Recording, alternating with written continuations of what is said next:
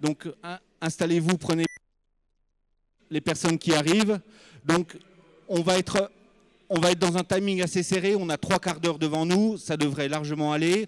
Mais sachez qu'à 11h moins le quart, il faut laisser la place aux élus qui viendront ici dans cette salle.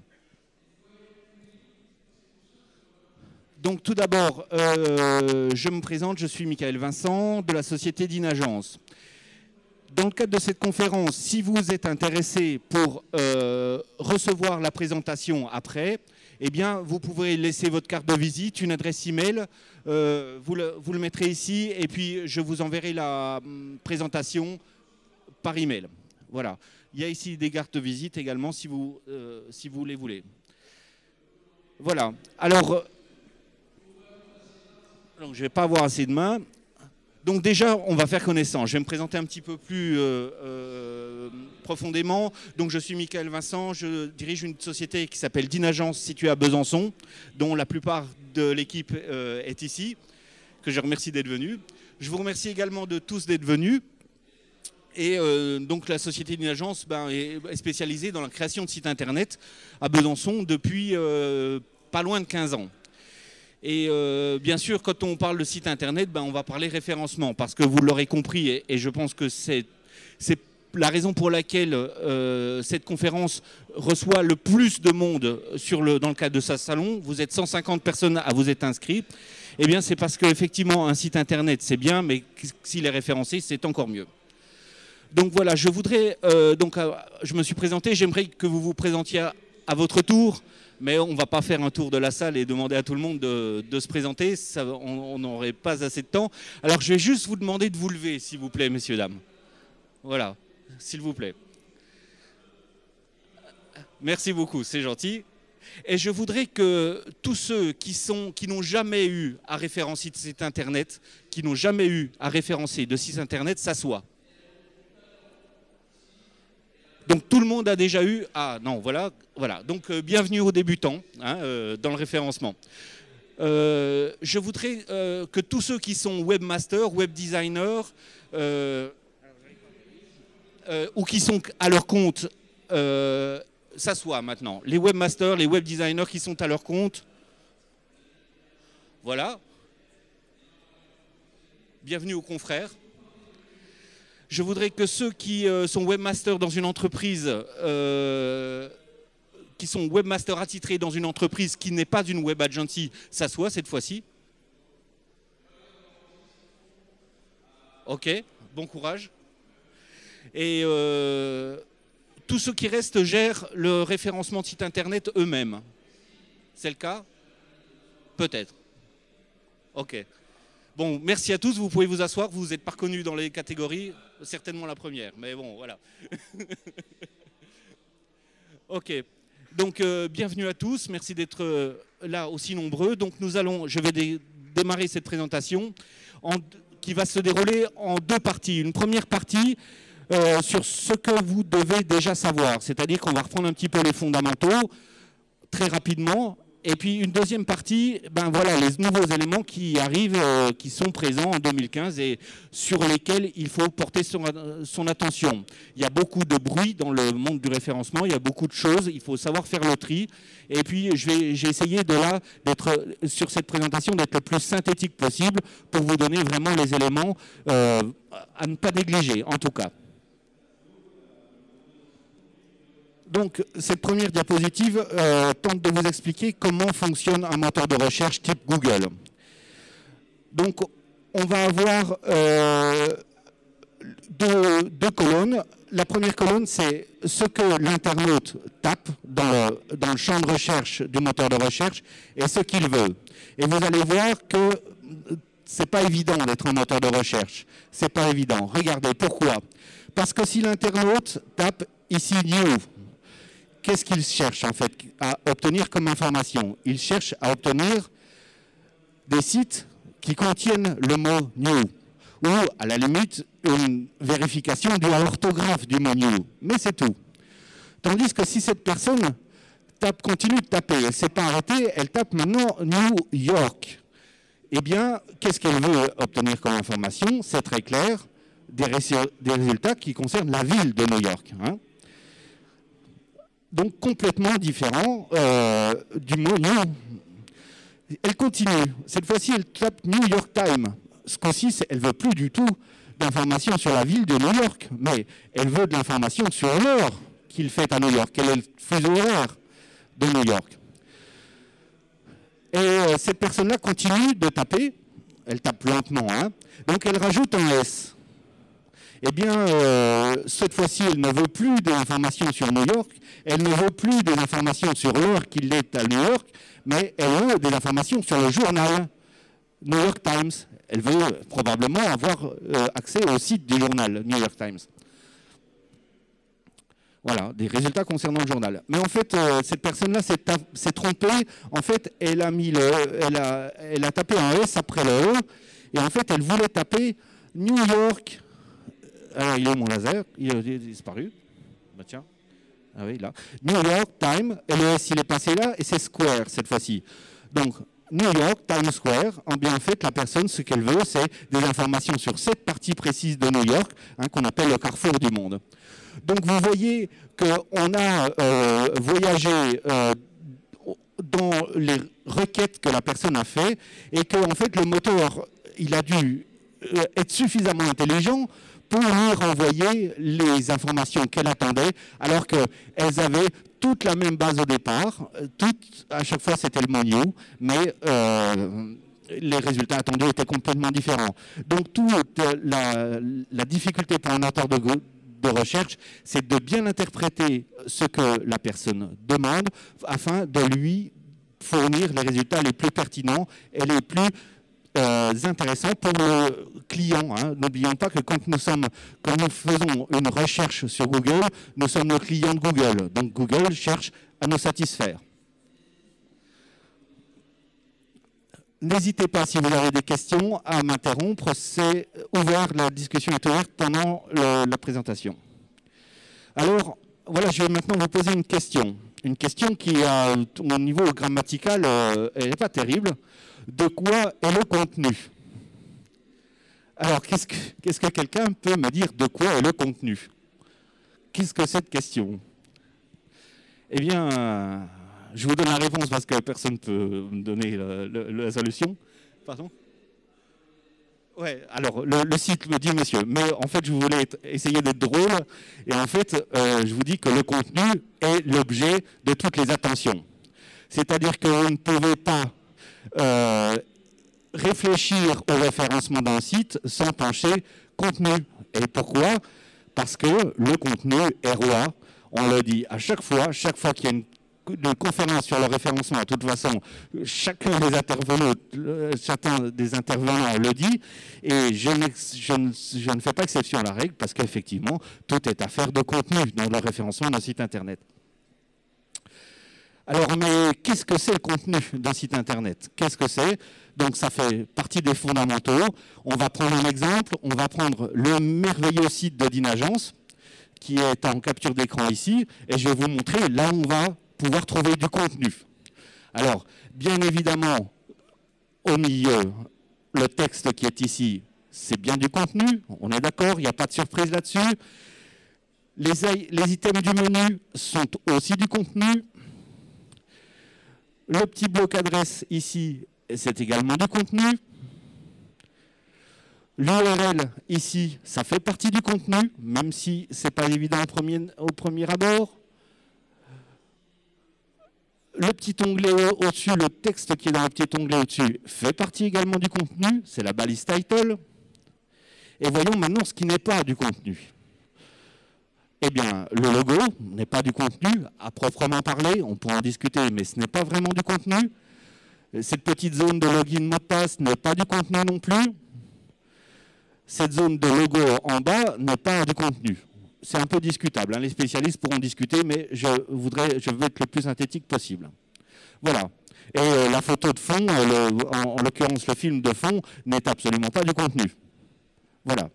Donc on a ici sur ce site, voilà où se trouve le contenu. Visible. Parce que dans les sites internet, vous le savez certainement, il y a une partie invisible qu'on appelle le code source. Et dans le code source, eh bien, il y a du contenu aussi. Et où va-t-on retrouver ce contenu? Ici, dans la balise title, On va le retrouver dans la balise description et on va le retrouver dans les noms des fichiers et les balises alt, notamment. Voilà. Il y a d'autres contenus, il y a d'autres choses, mais là déjà, si vous maîtrisez ces ensembles de points là que je viens de donner, c'est déjà bien et c'est très bien. Voilà. Du contenu aussi, il y en a au niveau dans le code. Et ça fait l'introduction de la deuxième partie pour les microdata. Hein. Je vais vous parler un petit peu des microdata. Levez voir la main ceux qui ont déjà entendu parler des microdata. D'accord. OK. Donc, vous voyez le contenu, on retrouve le contenu dans un site Internet. Alors, le troisième point important et que vous devriez tous savoir, c'est que bien sûr, votre site Internet, plus il obtient des liens, plus il y a des personnes qui font des liens vers votre site Internet, plus Google lui accordera de l'importance et plus Google vous remontera dans les résultats de recherche. Je vais expliquer ça, c'est ce qu'on appelle le PageRank. C'est un peu moins pris en compte qu'il y a certains temps, mais c'est encore fondamental.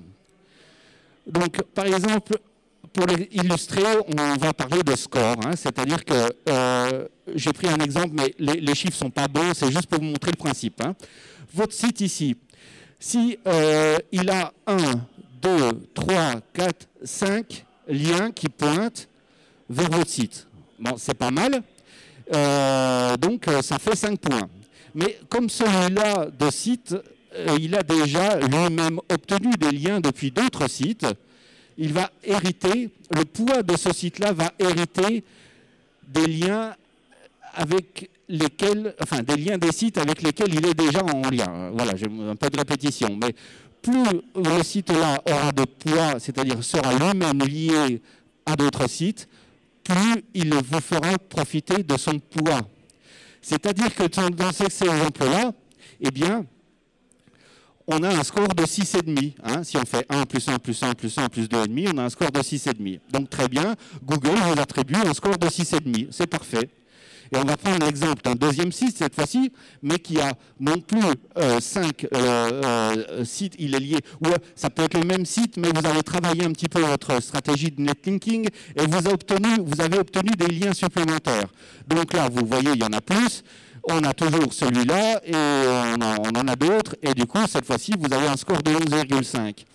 Donc si Google doit classer les résultats de recherche, un des facteurs qui va intervenir dans ce classement, c'est ce score, le score qu'il aura attribué à votre site en fonction du nombre de liens qui pointent vers votre site. À ne pas confondre avec les liens qui partent de votre site. C'est pas du tout la même chose. Hein. C'est bon pour ça? Des questions? Alors, on continue. Alors, l'avantage d'avoir des liens, c'est non seulement, comme je viens de vous le dire, d'espérer un meilleur classement dans les moteurs de recherche, mais c'est surtout que vous allez obtenir des visites qui ne viennent pas que de Google. Vous ne laisserez pas Google, même s'il est hégémonique aujourd'hui, vous ne le laisserez pas prendre de plus en plus de place et compter que sur les visites Google. Essayez de travailler pour que pas la plupart, vous n'y arriverez pas, mais la majorité, le nombre le plus important de visites viennent d'ailleurs que de Google, viennent des sites des partenaires auxquels vous êtes liés. Voilà, c'est mon petit conseil, ça vous permet d'avoir du trafic de bonne qualité et de maîtriser, de favoriser en même temps votre classement dans Google. Il y a double avantage. Des questions? Tout va bien.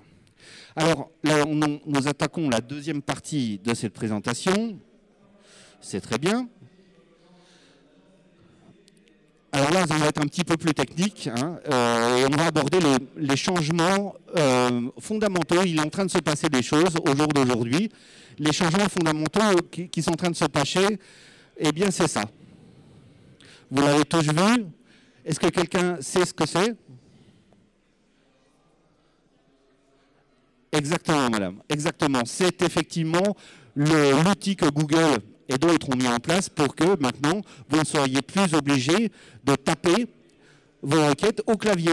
C'est-à-dire que vous allez vous servir de votre voix pour faire des requêtes auprès des moteurs de recherche. Alors, ce n'est pas la majorité d'entre nous qui l'utilisent une fois par jour. OK, c'est déjà pas mal. Donc, vous voyez que là, il y a une dizaine de personnes sur l'ensemble, une centaine de personnes, donc 1% des 10%, qui est peut-être même plutôt des personnes qui commencent à utiliser cette recherche vocale. Alors, qu'est-ce que ça change, vous me direz? Ça change tout. Voilà. Parce que donc l'algorithme en cause s'appelle Hummingbird. Donc Hummingbird, c'est le colibri. Hein. Donc c'est le nouvel algorithme de Google qui va faire en sorte que Google comprenne non pas une suite de mots-clés, mais une phrase. Hein. Donc ils savaient déjà le faire, mais maintenant ils sont devenus assez bons à ça.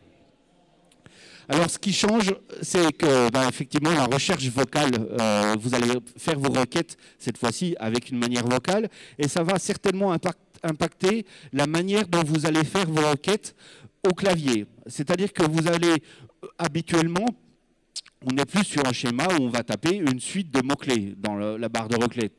On a vu New York, Times Square, dans l'exemple du début. Maintenant, les personnes vont être de manière naturelle, vont se rapprocher du langage courant, du langage de tous les jours. C'est-à-dire que je ne vais plus taper New York Times, je voudrais savoir quelle est la une du New York Times.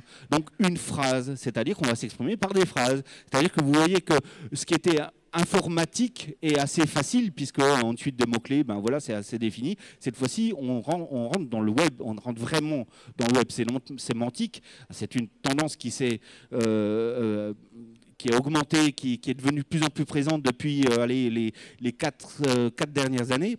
Donc on rentre vraiment dans le sens des phrases. Donc qu'est-ce que ça change? Donc ça change que les gens vont rechercher en mode vocal, en mode phrase, et puis les recherches en langage naturel, dans le moteur de recherche, les requêtes vont se faire avec des phrases et plus des suites de mots-clés. Donc là où avant on tapait agence, création, site, internet, Besançon, je pense que je ne sais pas quelle est la proportion des personnes qui utilisent ce type de requêtes, et bien maintenant on va avoir plutôt des requêtes du style « Quelles sont les agences web de Besançon ?» Vous voyez, c'est à peu près la même chose, mais c'est formulé complètement différemment. Je vous donne un autre exemple, plan d'accès d'une agence. Et bien maintenant, on va plutôt taper, alors on ne sait pas ce que les gens vont taper, hein, puis du coup, tout le monde va taper un petit peu à sa sauce. On ne va pas savoir vraiment, ça va être plus dur à cataloguer en tout cas. Donc, on va taper comment se rendre chez des agences. Ou on va demander à Google, avec OK Google, on va lui demander vocalement. Encore un exemple, avant on tapait référencement site internet. Et bien maintenant, on va plutôt demander ou taper qui peut référencer mon site internet, mon site web. Voilà. Donc pour le métier de référenceur, en tout cas, ça change pas mal de choses. On ne sait pas encore tout ce qu'il faut faire, on ne connaît pas encore tous les usages qui vont découler de cela. On ne connaît pas encore les comportements des internautes, mais en tout cas, voilà, on est sensibilisé et préparé, autant qu'on puisse l'être. Un autre exemple, création de site web Besançon, et bien maintenant, les gens vont plutôt taper quelles sont les agences web de Besançon. Voilà, par exemple. Alors, quoi faire ? Quoi faire quand on est référenceur aujourd'hui, qu'on a son site internet à gérer? Qu'est-ce qu'on peut faire? On ne va pas tout réécrire, toutes les phrases. On ne va pas mettre des phrases partout dans le contenu de votre site internet. Ça va être trop compliqué. Et puis, du coup, ça serait peine perdue. Et bien, la meilleure stratégie que vous avez aujourd'hui à mettre en œuvre sur vos sites internet, c'est de rédiger chaque page de manière à ce qu'elle réponde à une question. Voilà, c'est la seule chose à faire, c'est-à-dire à se positionner du côté de l'internaute et de dire mais quelle est la question qu'il va poser pour que je souhaite que cet internaute arrive sur ma page et va falloir que je lui donne la réponse à sa question. Donc réfléchissez vos pages, il faudrait presque changer toutes les pages de tous les sites internet du monde, hein. Alors là carrément, hein. On n'en garde pas beaucoup en tout cas. Donc il va falloir penser à ça. Donc, pas d'urgence, pas de panique, c'est pas obligé de tout changer parce que c'est dans la version prochaine de votre site internet qu'il faudra le faire ou dans la version actuelle si vous voulez, mais voilà, c'est pas utile de le faire demain. Voilà. Voilà. Est-ce que vous avez des questions par rapport à ça? Alors, d'accord, on passe au point suivant. Alors, c'est un point qui relève plus de la communication que vraiment du référencement. Vous allez comprendre pourquoi. Donc, ce qu'on veut, c'est truster plus d'espace dans les résultats de recherche. C'est-à-dire que vous avez tous à l'esprit cette page de résultats de recherche de Google. Par exemple, là, donc, j'ai pris un exemple bien connu. Je n'ai pas pris grand risque. C'est une marque connue. Je n'ai pas d'action. Hein. Mais pour vous dire que là, en tapant le mot Samsung, eh bien, si vous regardez l'écran dans sa totalité, eh ben, on a ici du Samsung, le site Samsung, avec tout ce gros panneau ici qui ramène sur des pages à l'intérieur du site Samsung. On a ce qu'on appelle le Knowledge Graph, donc c'est la nouveauté un petit peu de cette année, l'année dernière de Google. C'est un panneau qui va essayer de renseigner l'internaute directement, sans que vous alliez sur le site. C'est un peu vache de la part de Google. Hein. Tout ça, c'est un peu vache. Hein. Vous avez vu, vous tapez météo et puis le nom d'une ville, c'est Google qui donne le résultat. Vous avez vu pendant la Coupe du Monde, vous tapez le nom des deux équipes, c'est Google qui vous donne le résultat. Donc le gars qui a bâti son business sur les résultats de la Coupe du Monde ou sur la météo, qui propose la météo sur son site, eh ben, tout de suite, les internautes obtiennent l'information sans aller sur votre site. Donc c'est un peu vache de la part de Google. Mais il continue. Hein, il en met de plus en plus d'ailleurs. Et vous voyez qu'ici, il y a quand même un gros pavé, le Knowledge Graph de Google, qui va renseigner l'internaute même sans aller sur le site. Alors, qu'est-ce qu'on va retrouver? On va retrouver, ça fait l'objet de la diapositive d'après, on va y venir. Et vous voyez jusque-là, ici, eh bien, on a encore du Samsung dans Google Actu. Hein, c'est-à-dire que toute cette zone-là de la page, elle est occupée par Samsung. Donc les concurrents, ils n'ont pas de place. Ce qui est normal en même temps, puisque j'avais fait une requête sur le mot Samsung. Donc c'est à adapter, c'est à réfléchir. Tout le monde n'a pas la capacité d'obtenir ces volets-là. Mais si vous êtes dans le e-commerce, si vous êtes dans le B2C, il faut travailler sur tous ces volets-là.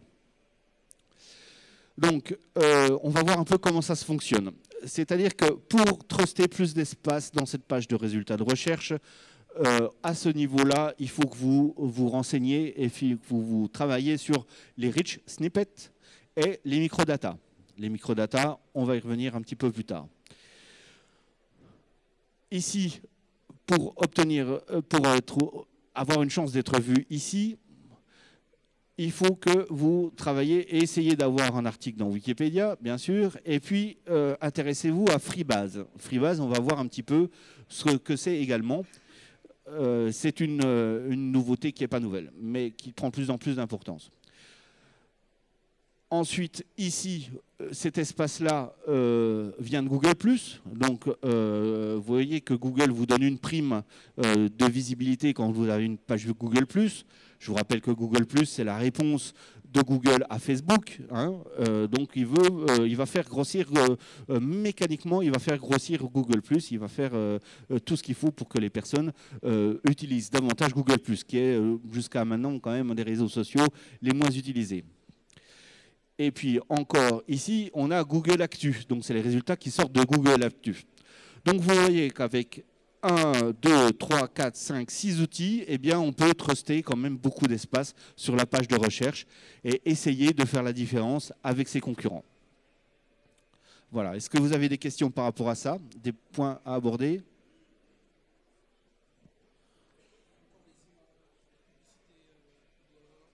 Alors, bien sûr. Alors, là, on ne parle que de référencement naturel. Donc, monsieur me dit, mais oui, il y a les images, il y a les vidéos, des YouTube. C'est à ça que vous pensez, j'imagine? Alors, les images, je ne vois pas trop. Quelles images vous pensez? Oui. D'accord. Donc, dans Google Images, c'est le résultat. Alors, des portraits. On va voir ça après. C'est comme les actus. D'accord, ça doit être les portraits. On doit parler des portraits de Google+. Bon, j'en parle un peu plus tard. Donc, et vous me disiez, vous me parliez des images et vous me parliez de... Ouais, les vidéos YouTube aussi. Mais ça, c'est en train de se finir. Ça, c'est en train d'être terminé. On va le voir après. Donc, je vais vous faire un petit aparté sur Freebase. Freebase a été créé par une société il y a de ça 4 ans, 4-5 ans. Je ne me souviens plus le nom. Et cette société a une idée assez géniale. Et puis, bien sûr, qu'est-ce qui s'est passé? Google a fait main basse dessus. Crunch. Voilà. L'objectif de Freebase, c'est de mettre tout en base de données. Mais quand je dis tout, c'est tout. C'est-à-dire il faut que vous vous baladiez sur le site. J'ai pas fait de capture d'écran, de choses comme ça, vous pourrez aller voir. Mais ils cherchent à mettre tous les concepts, toutes les choses, tous les objets, tout ce qui peut exister dans une base de données gigantesque. Pour l'instant, elle n'en est qu'à 39 millions d'entrées, mais je vous garantis qu'elle croît. Elle va croître encore plus. Est-ce que c'est un bon développement stratégique? Est-ce que ça sera faisable? Est-ce que est-ce que leurs ambitions seront réalisables avec les connaissances d'aujourd'hui? C'est pas certain, mais en tout cas, ça prend déjà une bonne voie. Donc, en fait, ils classent tout à l'aide de deux grandes méga catégories qui s'appellent les thèmes, les types en English, et les ressources, les properties en anglais. Donc, en fait, je vais vous donner juste un aperçu de ce qu'ils font. C'est-à-dire qu'ils vont classer tout. Ouais, quand on dit tout, c'est tout. Hein. Dans les thèmes, on va retrouver notamment, je vous donne les principales, les entités physiques. Les entités physiques, par exemple, le chanteur Stromae est une entité physique classée dans les thèmes. La comète Chury, dont on a entendu parler récemment, est aussi une entité physique.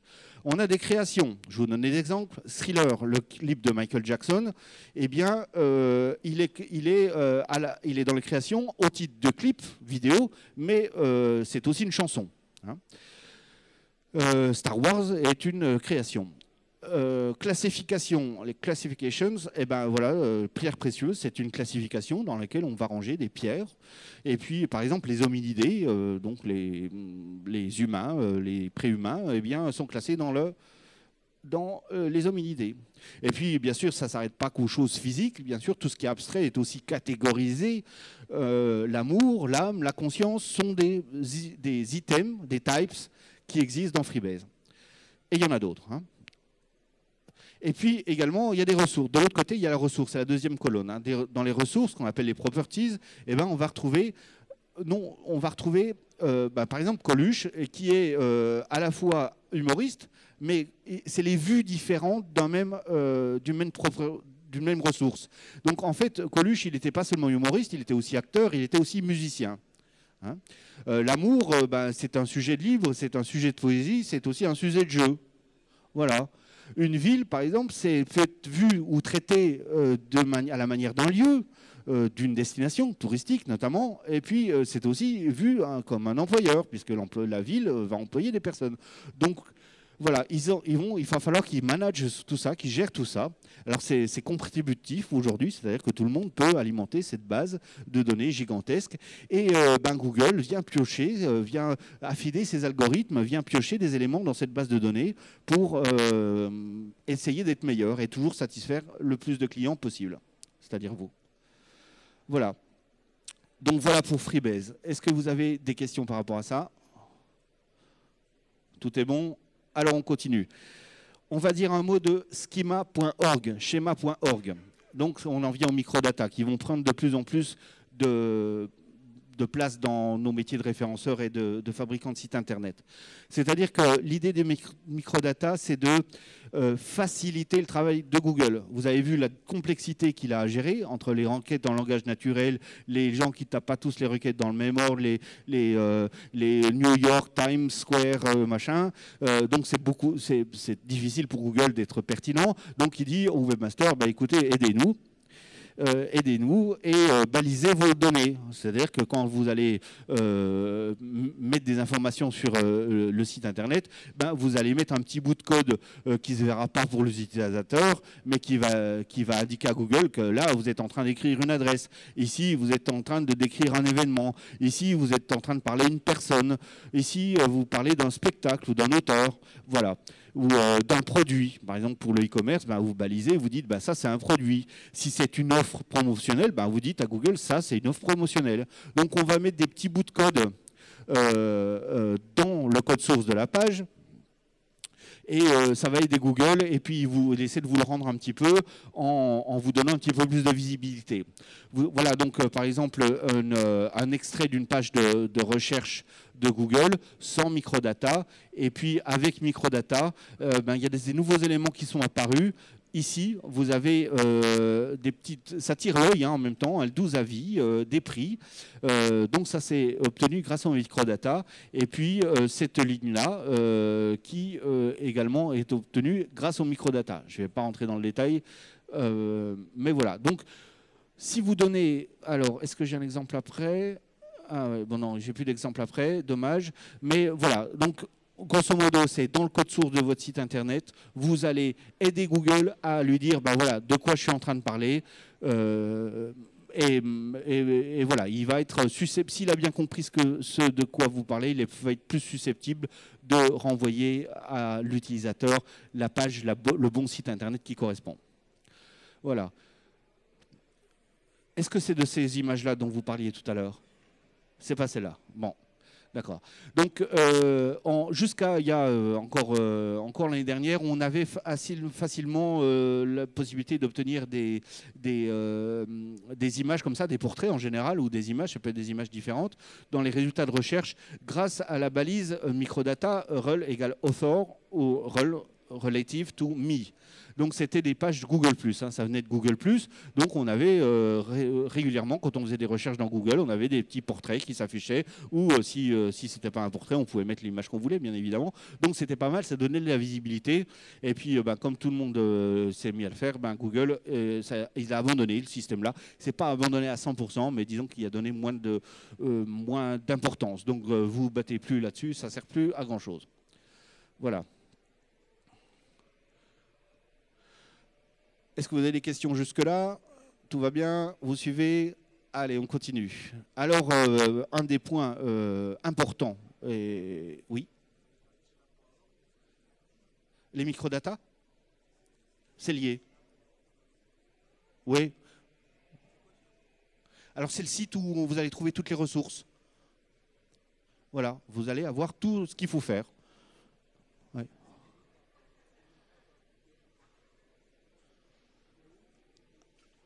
Alors, voilà une précision que je ne connaissais pas. Donc, c'était mis au point, CMA.org a été mis au point, d'après monsieur, par Google, Yahoo et Bing. Donc, les trois moteurs de recherche les plus importants, ce qui n'est pas stupide de leur part. Ils se sont mis d'accord, ils ont dit, écoutez, on va se mettre d'accord sur un format de données, on va arrêter la guéguerre. Et puis, tout le monde, tous les webmasters vont pouvoir donner des informations sur les informations qu'ils sont en train de donner. Et du coup, tout le monde y gagne. Voilà. Alors... Le troisième point que je voulais aborder, soyez mobile friendly. Parce que pour la première fois dans l'histoire, dans la petite histoire du web, eh bien, alors suivant les stats, suivant les sources, c'est pas tous aussi net, c'est pas tous aussi catégorique, mais en tout cas, l'utilisation du mobile a dépassé l'utilisation des desktops, des PC de bureau. Donc, c'est en train de changer. Vous voyez que là où on cherchait à avoir des PC avec des grands écrans, tout d'un coup, on se retrouve tous, quasiment tous, à regarder de plus en plus les sites Internet sur des tout petits écrans. Et les personnes d'un certain âge comme moi, on est tout de suite enquiquinés avec les lunettes et les problèmes de vue. Donc, soyez le plus possible mobile friendly. Hein. Ça ne veut pas dire qu'il faut tout basculer en mode mobile à 100%, mais ça veut dire qu'il faut au moins... Ah, j'ai pas mis, il manque une diapo. Ah non, je l'ai mis après. Donc voilà. Donc le message que je vais vous faire passer, c'est que effectivement, maintenant, le mobile a pris vraiment une place importante. Voilà. Donc je vais résumer cette présentation. Ça nous laissera quelques minutes après pour des questions éventuelles. En résumé, augmenter la confiance que Google peut avoir en vous. C'est-à-dire qu'il va falloir donner du contenu de qualité. Il faut que vous compreniez bien que les internautes sont les clients de Google, même si on ne les paye pas. Quand on fait une recherche sur Google, on ne le paye pas. Mais quand même, il y a une relation client-fournisseur. Si on est satisfait de la recherche de Google, eh bien, on va retourner sur Google, on va utiliser des produits Google. Et Google a besoin des internautes pour faire son business et vendre ses publicités. Donc, augmenter la confiance que Google peut avoir en vous. En faisant quoi? Eh bien, en produisant du contenu de qualité pour vos sites internet. Mais ça, je ne doute pas que ça ne soit pas déjà le cas. Ce contenu de qualité, ça veut dire quoi? Ça veut dire qu'il doit être centré visiteur. C'est-à-dire qu'ok, il doit faire plaisir à Google, mais avant tout, c'est le visiteur qui va lire votre page, qui va être le destinataire de cette information. Il doit être sémantiquement riche. On a vu que les recherches en langage naturel, maintenant, vont plus être une suite de mots-clés. Donc, il va y avoir des phrases, il va y avoir des manières de s'exprimer différentes. Augmenter le champ lexical de vos pages, de vos contenus. Champ lexical, ça veut dire tous les synonymes, les adjectifs, les verbes, voilà. On est dans la sémantique et on est dans le français, on est dans la grammaire. Alors, voilà. De plus, actualiser de votre contenu. Bien sûr, il y a une prime à l'actualisation, c'est-à-dire que voilà, il est préférable, Google va préférer renvoyer un site internet qui est actualisé ou plutôt qu'un site internet qui n'a pas bougé depuis X années. Alors ça à remettre dans le contexte, ça à remettre, c'est pas pour tous les sites, hein, les sites des entreprises par exemple, on sait qu'ils vont pas bouger, que les produits changent pas forcément tous les jours et voilà, ils ressortent quand même, ils sont quand même bien référencés. C'est pas une obligation, mais il faut le remettre dans son contexte. Et si vous êtes par exemple dans le e-commerce, bien sûr les prix changent, les descriptions changent, les produits changent. Donc si Google voit un site e-commerce qui ne bouge pas, qui ne change rien, autant dire qu'il va vous laisser dans le bas du panier. Hein. Toujours en résumé, il faut toujours garder à l'esprit d'obtenir des liens qui rentrent vers votre site internet. Plus vous en aurez, plus ils seront de bonne qualité, plus vous en retirerez des bénéfices. Il faut obtenir des liens, pas de n'importe où, depuis des sites de confiance, c'est-à-dire que des sites qui sont eux-mêmes bien positionnés dans Google, qui sont eux-mêmes dignes de confiance aux yeux de Google. Il faut tenir des liens, alors ça va dans le lien, mais c'est aussi du buzz, aussi de l'information, aussi il faut qu'on parle de vous, de votre nom, de votre marque, depuis les réseaux sociaux. Il y a des primes au référencement quand on parle de vous dans les réseaux sociaux. Hein. Donc des partages, des likes, des +1 dans Google+, donc essayez d'en obtenir, bien sûr, mais ça je pense que vous êtes déjà tous champions là-dessus. Obtenir des liens entrants, surtout pour bénéficier de trafic hors Google. Voilà, hein, c'est important d'augmenter le trafic qui ne vient pas forcément de Google, parce que c'est du trafic de qualité. Ça permet de tisser des liens avec des partenaires et c'est important. Voilà. Ensuite, toujours pour résumer, il faut aider Google à vous comprendre, hein, notamment en balisant les données, donc avec des microdata. On oublie le microformat entre la guéguerre qui était entre moi je fais du microdata, moi je fais du microformat, et c'est le microdata qui a gagné. C'est pas la peine de continuer avec le microformat. Hein. Le microdata est installé, est bien installé avec le HTML5. Et il est en connexion directe avec le HTML5. Donc on s'oriente aujourd'hui vers les microdata. Voilà. Toujours en résumé, essayez de gagner plus d'espace dans la page de résultats de Google, c'est-à-dire essayer de bien vous référencer, mais en plus de mettre les concurrents au fond de la page. Hein. Et ça se fait avec notamment les rich snippets, les microdata encore en plus, et puis le Google+, avec Wikipédia aussi, mais avoir un article Wikipédia, c'est pas forcément évident. Voilà. En résumé également, apprenez à devenir mobile first, c'est-à-dire que la tendance aujourd'hui, quand on va créer des sites internet, on va plus se l'imaginer forcément sur un écran de PC, d'ordinateur, on va déjà l'imaginer sur qu'est-ce que je veux que l'internaute voit sur mon mobile. Voilà, ça sera mobile first. On va déjà designer, on va déjà penser à son site internet version mobile. Et ensuite seulement, on fera la version PC. On découlera, aujourd'hui on fait la version PC, puis on se dit, voilà, comment on va s'arranger pour que ça soit pas mal sur le mobile. Ok. La tendance va s'inverser, c'est-à-dire qu'on va dire, on va faire comme ça sur mobile, et puis pour le PC, voilà, on fera autre chose. Donc aujourd'hui, ce qui est important, c'est de vérifier que vos sites sont compatibles mobiles, c'est-à-dire quelle est l'expérience utilisateur et l'ergonomie de mon site sur mobile. Si c'est bon, si c'est correct, c'est bon, ça suffit. C'est pas la peine d'aller tout casser 2 minutes. C'est pas la peine de tout casser. Si votre site il est bien visible sur le mobile et si vous jugez que l'ergonomie et l'expérience utilisateur est bonne, c'est OK. Voilà.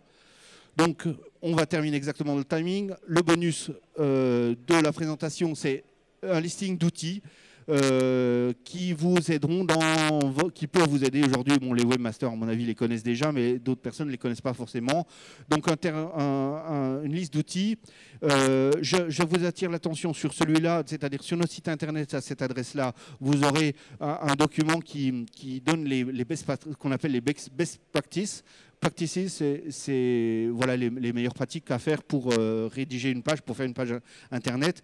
Et puis surtout, cet outil-là, que tout le monde n'a pas, qui n'est pas facile à obtenir, la patience, le travail et la recherche. C'est-à-dire que le référencement, c'est pas gagner tout le temps. Il faut faire de la patience. Les résultats ne se voient pas tout de suite. Hein. Il faut travailler, il faut sans cesse se remettre en cause et puis sans cesse rester en veille et rechercher des nouvelles informations sur ce référencement.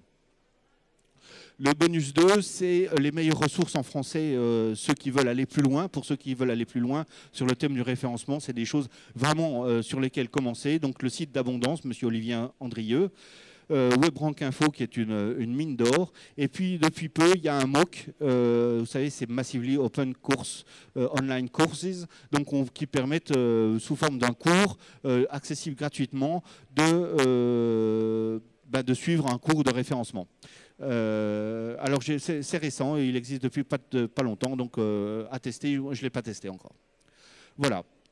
Donc merci d'être venu, merci de votre attention. Et puis si vous avez des questions, eh bien on ne pourra pas se les poser puisque le temps est imparti et terminé. Et si vous voulez recevoir la présentation, laissez-moi votre carte de visite, enfin un bout de papier avec votre adresse email. Me ferai un plaisir de vous l'envoyer. Voilà, merci à tous.